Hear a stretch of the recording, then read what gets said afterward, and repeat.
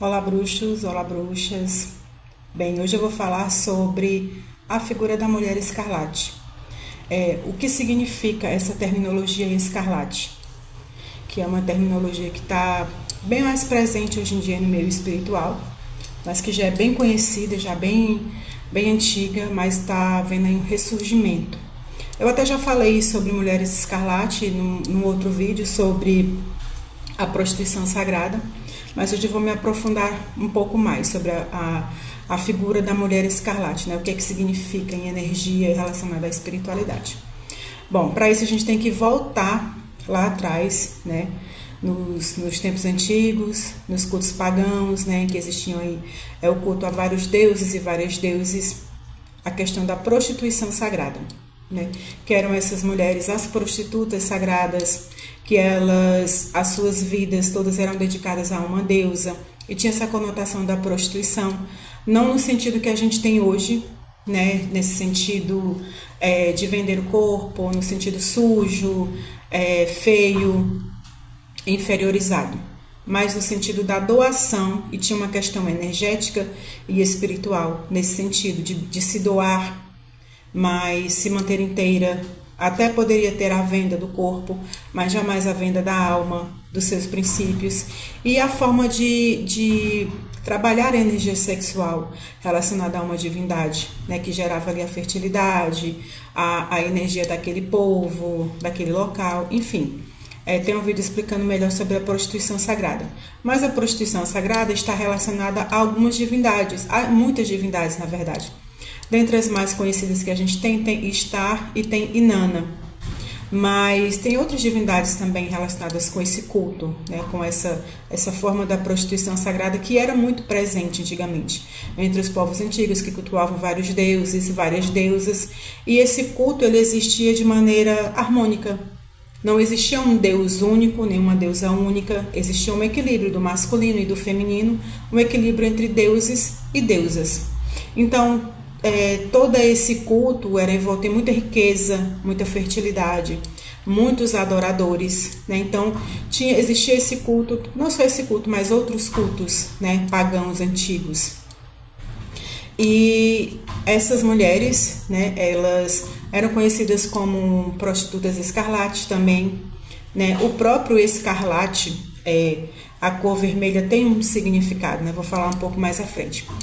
Mas por que esse boom de mulher escarlate, nessa retomada desse nome?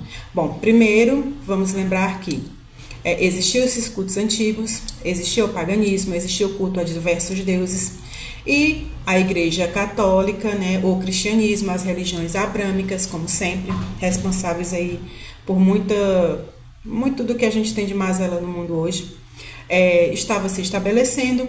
Então não cabia um culto a várias divindades, tinha que ser um culto a um Deus único e verdadeiro. Então o que a igreja sabe fazer muito bem? Sabe deturpar as coisas e demonizar. Então todo o culto pagão entre vários povos, né? Aí que foram surgindo, todo esse culto antigo, né? Cheio de muita sabedoria, foi totalmente demonizado. Então o que cabia para entrar na igreja, né, foi modificado e colocado uma nova roupagem. E o que não cabia foi o quê? Foi demonizado e transformado em algo negativo, para que os novos adeptos desse cristianismo não quisessem voltar para esses cultos, né? Então demonizaram e tornaram algo negativo. E um exemplo dessa roupagem nova é a Santa Brígida, né, que é uma deusa, a deusa Brigitte, que foi transformada aí nessa figura dessa santa, dessa Nossa Senhora. Aliás, a figura da deusa, ela está presente aí na religião católica, na figura das Nossas Senhoras, né, nessa figura feminina, né, que é uma religião totalmente focada no patriarcado, mas tem essa figura emblemática da mulher, mas a mulher pura, a mulher casta, a mulher submissa, a mulher santa, que era o que cabia no cristianismo, o que cabe. Então, todas as outras formas da deusa foram demonizadas. A meretriz, a bruxa, a feiticeira, a anciã, a mulher do caos, aquela do abismo, a destruidora, enfim, a deusa em suas milhares de formas e faces. Só foi contemplada uma face, que é da pureza, que é da virgindade, é da santidade na figura da mãe, da doadora, que era uma figura que, sim, a gente contempla também no paganismo, mas eles deturparam e colocaram essa figura da mulher de maneira serviçal e submissa, né, para conseguir continuar manipulando a mulher e retirando o poder que toda mulher tem dentro de si. Né? Então, tem essa figura que continua na igreja. E o que foi feito das prostitutas da Babilônia e de todos esses cultos antigos às deusas? Na passagem aí do Apocalipse, tem a figura da prostituta da Babilônia, que é a prostituta escarlate, né? Que é uma mulher que ela vem montada em cima de uma besta, ela vem com um vestido escarlate, né? Vem todos vermelhos, ela carrega no pescoço muitas joias, né? Muito ouro, muita prata, muita riqueza, ela carrega na mão um cálice, ela tem muita beleza. Então, essa figura da prostituta da Babilônia, ela fala de tentação, que era tudo aquilo que eles queriam ir contra. Então, ela simbolizava a tentação, que você deveria lutar contra essa tentação. E também é como uma figura de destruir o cristianismo. Então, poderia ser uma figura masculina? Poderia, mas colocaram sendo uma figura da mulher. E essa figura que representava a síntese de todas essas deusas antigas. Então, essa figura juntou a síntese de todas essas deusas antigas, né? A beleza, a sexualidade, a riqueza, o poder. Então, todos esses cultos antigos relacionados à mulher e essa figura da prostituta da Babilônia, que trazia a questão da liberdade sexual, da beleza, as riquezas, tudo aquilo que a igreja é contra. Tudo aquilo que ela quer colocar aí na cabeça dos fiéis, né? A gente tem que ser caridoso, tem que ser humilde, não pode ceder às tentações da carne, tem que ser puro, tem que ser casto. Enfim, todas essas regras, esses dogmas aí de hipocrisia que foram impostos pelo cristianismo para que se estabelecesse. Então, todos esses cultos, eles não se perderam, né? Porque resistiu até hoje, mas foi demonizado e eles foram guardados aí nas ordens, nas tradições que estudavam profundamente essa figura dessa mulher escarlate, né? Toda essa deturpação que houve. Então, durante um bom tempo foi um assunto velado, em que para a gente ter acesso tinha que participar de ordens, então tudo muito oculto, né? Ocultismo. Então, foi tudo muito de maneira velada. O próprio culto à deusa, né, que não morreu, né, o culto às deusas persiste até hoje, então sobreviveu ao tempo, foi porque as pessoas mantiveram, né, muitas coisas de forma oral, foram passando de uma para outra, e os conhecimentos ocultos escondidos em grupos, em famílias, em ordens. Então, apesar de todos os momentos negros que a gente teve na história, esse culto sobreviveu e ele renasceu e está renascendo todos os dias, tá? Bom, continuando falando da mulher escarlate. Então a gente sabe que tinha esse culto antigamente e ele foi deturpado, foi demonizado, né? Por conta aí do advento do cristianismo. E quem trouxe esse culto de volta? Bom, esse culto já existia, tá? Essa figura da mulher escarlate, desse poder. Mas quem popularizou, quem trouxe à tona foi a Telema de Aleister Crowley, na figura da Babylon, que é uma deusa, é uma figura central de Telema, né, que ela vem como maneira de desmistificar essa figura da prostituta da Babilônia, né, essa região da Babilônia, da Fenícia, que era muito rica nos cultos, na própria bruxaria, no paganismo, né, no culto a diversos deuses, era muito rico. Então, a Telema, né, Crowley, nesse sentido, resgatou essa figura na imagem de Babylon, que é uma deusa central de Telema, que ela é uma mulher que ela vem sim montada numa besta, né, que ela é uma mulher escarlate. Escarlate por quê? O escarlate ele é feito de duas cores, o vermelho e o laranja. E a cor vermelha por si só é uma cor que nos remete à sensualidade, à sexualidade, poder, energia, né? Tanto que, antigamente, uma mulher usar uma roupa vermelha, um batom vermelho, um esmalte vermelho, ela era mal vista. Ela era uma mulher inferior, porque essas cores eram usadas só por mulheres que eram mulheres impuras, mulheres da vida, né? Mulheres que não obedeciam, que eram desobedientes, mulheres que eram livres, né? E respeitavam a sua essência e o seu lado selvagem. Então, por isso essa cor foi demonizada também, por isso essa questão da mulher escarlate, né? Porque essa é uma cor sagrada para as deusas também, né? É uma cor das iniciações, das sacerdotisas antigas. Então, tudo isso foi demonizado. E o próprio vermelho em si, falando de energia, de cromoterapia, é uma cor que traz essa vitalidade, essa energia. Então, experimentem quando estiverem num dia mais triste, mais melancólico, se sentindo mais para baixo, com pouca energia, colocar uma roupa vermelha. A mulher colocar um batonzão vermelho ou pintar a unha de vermelho já dá uma outra energia, já dá um empoderamento, já muda a vibração, né? Até em algumas crenças populares aí, né, dos saberes antigos, você usar uma fitinha vermelha, alguns patuás, alguns talismãs aí, feitos com a cor vermelha, linha vermelha, tecido vermelho para trazer a proteção, porque tem essa energia de expansão, essa energia de fogo, né? O fogo que queima, que limpa, que banha, que destrói tudo. Então tá aí o poder da cor vermelha, da cor escarlate, e por isso que foi demonizada, tá? Então Crowley, ele trouxe esse resgate dessa figura da mulher escarlate. A taça, o ouro, a beleza, o vermelho e a própria besta. Estudando profundamente essa figura da mulher escarlate, a gente entende que essa figura não é só feminina. A mulher escarlate simboliza aí a transgressão, a liberdade, a selvageria, no sentido de não se submeter, não baixar a cabeça. E a figura da besta, que ela monta em cima, simboliza o masculino, simboliza a força bruta, simboliza a figura do homem, de tudo que também é selvagem. Então veja, a mulher monta em cima da besta, mas a besta se deixa ser montada. Então é uma união.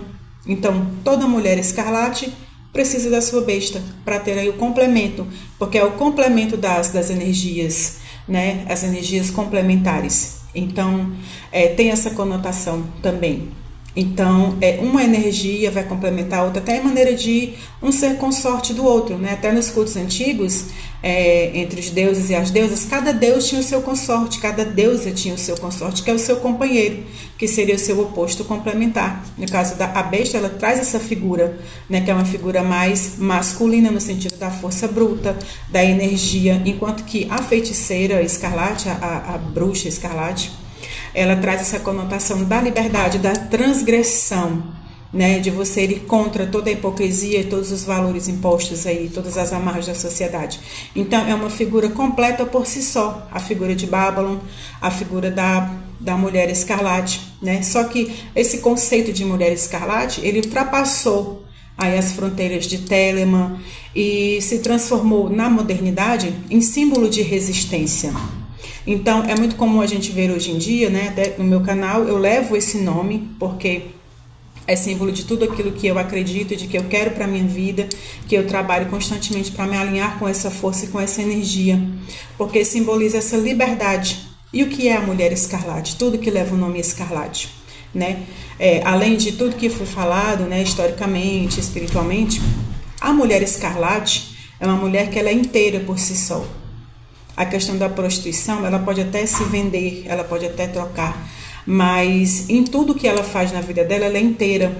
Ela não se vende, ela não se perde, ela não aceita baixar a cabeça, ela vive de acordo com a sua verdade, com a sua essência, mesmo que essa essência desagrade outras pessoas, né? Ela só não pode desagradar a ela mesma.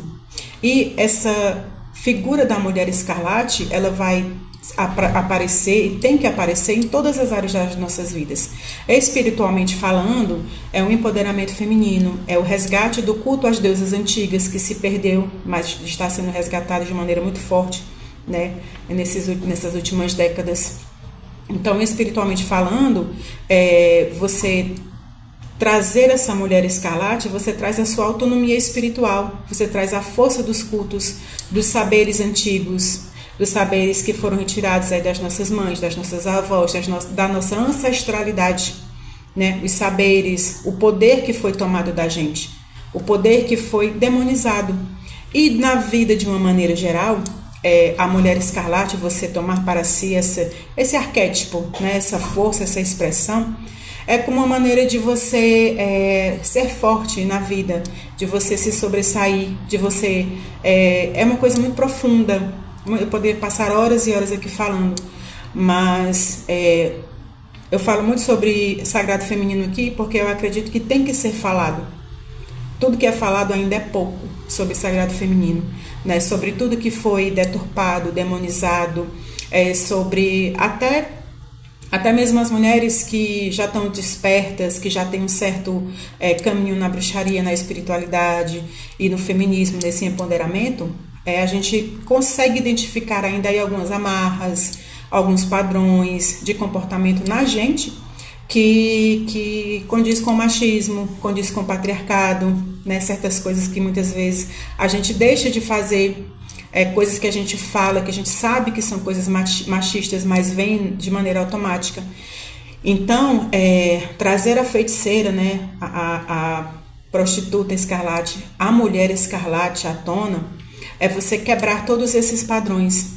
O contato com a mulher escarlate vem como um massacre interno, né? É o massacre de nós mesmos. Em que sentido? No sentido de quebrar todos esses condicionamentos que foram impostos na figura da mulher, né?